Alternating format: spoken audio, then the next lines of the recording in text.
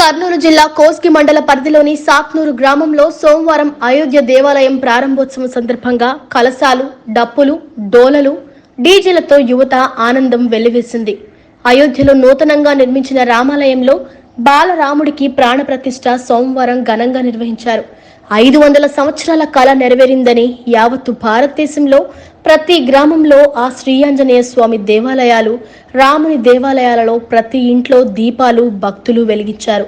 వివరాల్లోకి వెళ్తే కోసిగి మండల పరిధి ఆగసనూరు గ్రామంలో గ్రామ పెద్దలు, యువకులు, ఆర్ఎస్ఎస్ సభ్యులు, జనచైతన్య యూత్ సభ్యులు, భక్తులు ఆధ్వర్యంలో సోమవారం మధ్యాహ్నం 12:20 శ్రీ ఆంజనేయ స్వామి దేవాలయంలో అయోధ్య శ్రీ రాముల వారి చిత్రపటాన్ని అందంగా అలంకరించి అభిషేకాలు చేసి ప్రత్యేక పూజలు నిర్వహించి కొబ్బరికాయలు కొట్టి భక్తులు స్వామివారిని మొక్కి కోరికలు తీర్చుకున్నారు. స్వామివారి దర్శనం నిమిత్తం వచ్చిన భక్తులకు ప్రసాదాలు అందించారు. అనంతరం స్వామివారి చిత్రపటాన్ని ట్రాక్టర్ పై పెట్టి చిన్నారులు కలశాలతో, డప్పులు, డోలులు, డీజేలతో శ్రీరాముల వారిని గ్రామం చుట్టూ ఊరేగించారు. ఈ ఊరేగింపుకు వేల సంఖ్యలో భక్తులు తరలివచ్చారు. గ్రామం మొత్తం జై శ్రీరామ్ అనే శబ్దంతో నిండిపోయింది.